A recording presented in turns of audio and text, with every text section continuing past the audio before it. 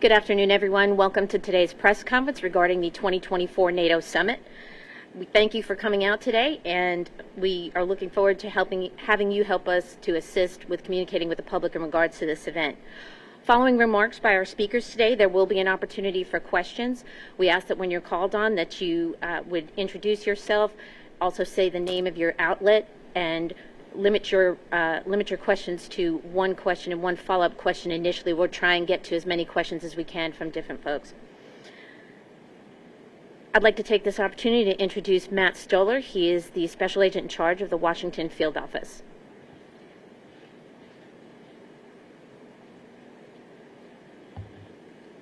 Good afternoon, everyone, and thank you all for being here. I'm Special Agent Matt Stoller. I'm the Special Agent in charge of the Secret Service's Washington Field Office. As we prepare for the upcoming NATO Summit, which takes place July 9th through the 11th, it's vital we inform the community about potential impacts within the area to allow people time to make adjustments to their schedules and plans as needed. The NATO Summit is a National Special Security Event, or NSSC. And this designation means that the Secret Service assumes primary responsibility for the development and implementation of the operational security plan.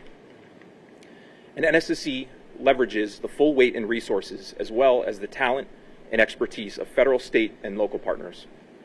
This collaboration is critical because no single agency can provide all of the resources needed to secure an event of this magnitude. The Secret Service's #1 priority, along with our law enforcement partners, is to create a safe and secure environment for our protectees, visiting world leaders, and the citizens of the District of Columbia. Successfully executing this summit's security plan must factor in the needs of the community and its citizens. While we strive to minimize any inconvenience, people should expect to experience increased traffic on both roads and walkways due to street closures and other restrictions, particularly in areas where the events will occur. Vehicular, public transportation, and pedestrian impacts should be expected in the downtown area around the Washington Convention Center, the Carnegie Library, Mount Vernon Square, and the Mellon Auditorium. Residences and businesses inside the affected areas will generally be accessible, but vehicles and pedestrians may be required to undergo a security screening prior to entering. When security plans are finalized, we will share specific road closures and access information with the community. Maps will be made available online for the public in the coming weeks. We will do our best to keep the public informed of any disruptions or impacts throughout the event. As we fine-tune the security plan, Secret Service Washington Field Office personnel are engaging with area businesses and residents to inform them of potential impacts and hear their concerns. As part of these outreach efforts, we have a meeting with community members scheduled for tomorrow evening. Washington, D.C. is uniquely accustomed to hosting world events, and significant planning, training, and coordination has gone into ensuring that each individual agency is prepared to respond to any situation. This event is truly a collaborative effort, and I'm grateful for the partnerships we have with the agencies represented here today and many others who help support the mission. That said, it is my pleasure to introduce Chief Pamela A. Smith of the D.C. Metropolitan Police Department. Thank you. Thank you, Matt. Thank you, Special Agent in Charge Stoller. Good afternoon. I'm Pamela A. Smith, the Chief of Police for the Metropolitan Police Department, and thank you all for coming today. The Metropolitan Police Department has been working closely with our district and federal partners over the past few months in preparation for the upcoming NATO Summit here in the District of Columbia. MPD, the United States Secret Service, and other law enforcement agencies will be ensuring the safety of visiting dignitaries, attendees, and our community members. Events like this require detailed planning, close collaboration, and constant communication. We are doing all that and more to ensure a safe and smooth NATO summit with as few impacts as possible to D.C. residents. This event will require a security perimeter around the Washington Convention Center. Numerous road closures and parking restrictions will be in place. This perimeter will be established shortly before the start of the summit on July 9th and will remain through July 12th. Businesses and residents within the closure zone will be accessible, but vehicles and pedestrians will need to enter from certain locations and be subject to security screenings. I want business owners and residents to be rest assured that we are working to minimize impacts while balancing the security for the event. Community outreach teams from the Secret Service, HSEMA, and MPD will be contacting businesses in the upcoming weeks to ensure all of your questions are answered. Impacts will expand beyond the convention center. Events related to NATO are planned in other locations around the city, including the Federal Triangle. With dozens of heads of states in the area, there will be a notable increase in motorcade volume and security presence outside of hotels and various embassies. We are expecting a significant increase in traffic downtown, so please plan alternate routes ahead of time. We recommend commuters use the Metro Transit system to get around town. I ask everyone to exercise patience and remember that these security protocols are in place to keep everyone safe. With these types of high-profile meetings, we may see an increase in First Amendment demonstrations relating to this event. Also, the Metropolitan Police Department supports individuals peacefully exercising their First Amendment rights, but we will not tolerate violence of any kind, and offenders will be held accountable. Hosting events is nothing new for Washington, D.C., and I want to assure all Washingtonians that the Metropolitan Police Department is prepared for the NATO summit and will continue to work closely with our partners to ensure its security. As we finalize the security plans with our law enforcement partners in the coming weeks, we will be hosting updates and specific road closures on our website at nsse.dc.gov and on our social media platforms. We also need the community's help. The public is a partner in keeping our city safe. I want to remind everyone, if you see something, say something. If you see something suspicious or if something doesn't seem right, please let us know. For immediate threats, we ask that you call 911. For other tips, call our real-time crime center at 202-727-9099 or text us anonymously at 50411. Thank you, and I'll now turn it over to Assistant Director in Charge, David Sundberg from FBI's Washington Field Office.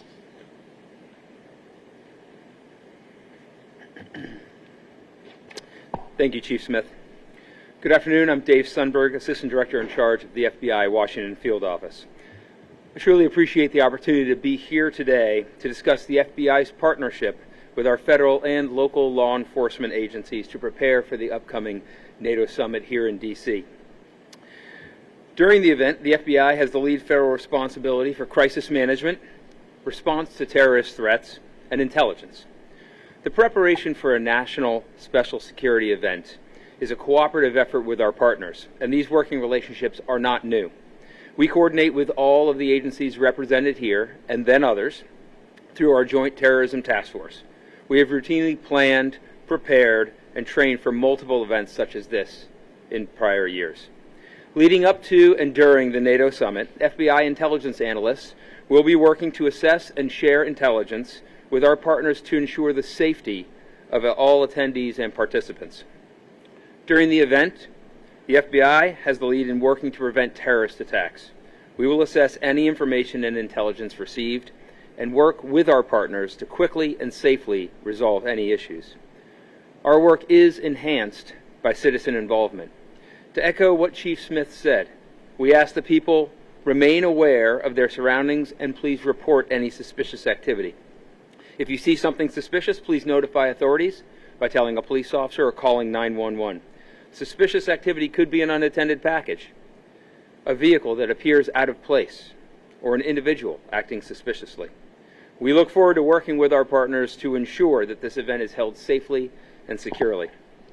I have the pleasure of turning this over to DCHCMA Acting Director Clint Osborne. Good afternoon. My name is Clint Osborne. I'm the Acting Director of the District of Columbia Homeland Security and Emergency Management Agency. As you heard from our previous speakers, a lot of effort has gone into preparing for and readying for these events, but we also recognize that these events can have significant impacts on our residents, our visitors. So to coordinate resources, public safety, and communications, and support our federal partners in ensuring the safety and security of this National Special Security event, Mayor Bowser will activate the District Emergency Operations Center and the Joint Information Center from July 9th through the 11th. Residents and businesses and visitors can text NATO DC, that's NATO DC, to 888-777 to receive free text updates on public safety, street closures, weather alerts, and transit updates during the NATO summit. As the chief said, residents and visitors play an important role in keeping the community safe, so if you see something, say something by calling 202-727-9099 or anonymously texting 50411. With that, I'll turn it over to MPD to adjudicate questions.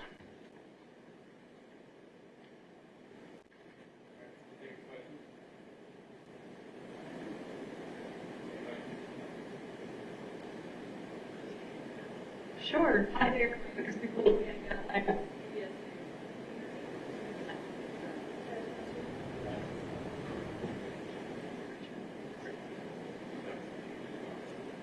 you guys hear me? Yes.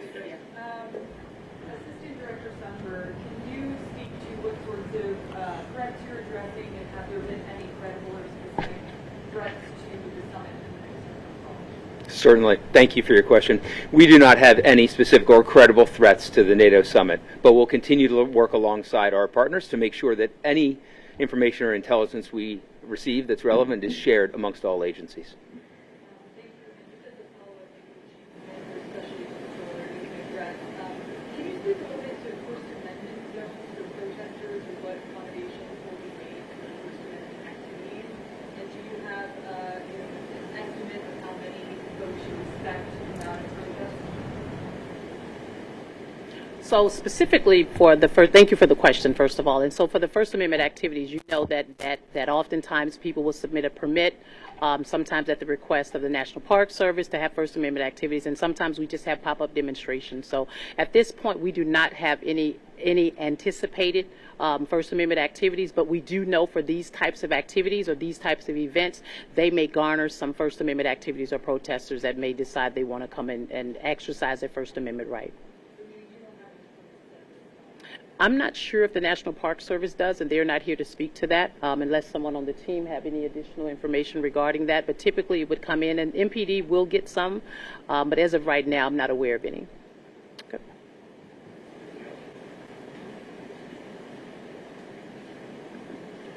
Thank you. My name is Michael Dane with Fox News. Chief Smith, I have a question. So I don't mean to be off topic, but pertaining to what happened at the White House over the weekend, were law enforcement officers ordered to stand down or not take precedent against those who vandalize statues? And what would ultimately be the protocol for officers in situations like that?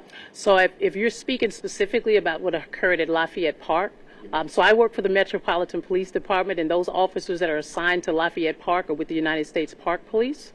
And as you know, in certain locations on federal property, you may or may not know on federal property, there is a 36 CFR Code of Federal Regulation that does not allow certain activities to happen when it comes to First Amendment exercise and First Amendment activities on federal lands.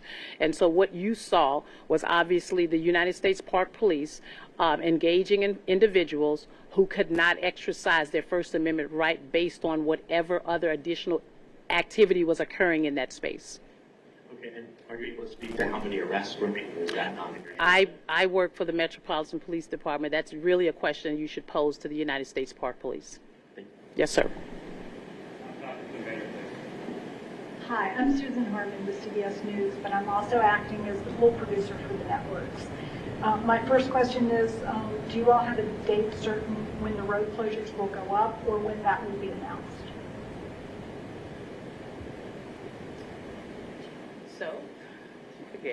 So as of right now, we do not have that information available, but there will be another press conference, if I'm not mistaken, on July 1 that will provide that information for anyone who is in really need of that information regarding the specific road closures. Where's the briefing emergency location going to be? Would it be here or somewhere else? If you need it to be available. Sure.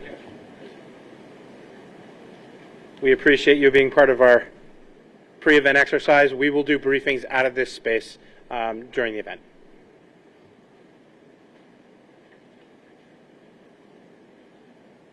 Hi, I'm Jenny Gathright with the Washington Post. I think this is for you, Chief Smith. I know this event is coming right after July 4th, which is typically like an all-hands-on-deck kind of thing for MPD, from my understanding. There are a lot of people work overtime that day. So are you at all concerned, like about this sort of corridor and the sort of workload that MPD officers might be experiencing during that time? I am not, because if I'm not mistaken, NATO is between July 9th and I think July 11th. We do have a couple of days break right after July 4th, and I don't think we're doing a all hands on deck activation. We have our special operations division that is assigned to events such as the NATO summit. So the majority of our workforce will have an opportunity to have a rest work cycle. Thank you. Yes, ma'am.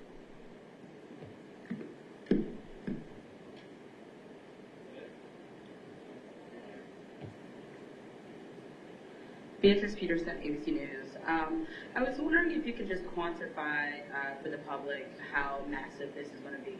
DC has a lot of large-scale events such as World Bank, IMF. Are you guys thinking that this is going to be a several hundred thousand people in town, tens of thousands? Like how massive is this going to be? It's going to be a fairly large scale.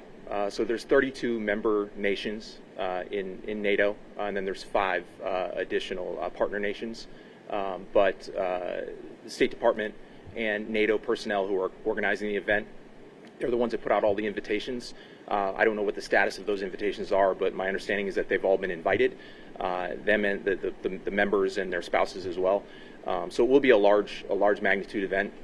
Be a lot of, I believe one of the other speakers mentioned the number of motorcades and some of the other security footprint and all of that. So it is going to be somewhat sizable. So, but I just don't have numbers. Okay. Should the public be ready for rolling, I guess, road closures, being that there's going to be a lot of high-level delegates and officials in town? Yeah. In terms of describing what the closures may look like, I can't go into those details just because we'll have to flex depending upon what's happening. But yes, there will be significant traffic impacts in a variety of areas throughout the city because, as was mentioned, there are a number of locations that will house events for the NATO summit.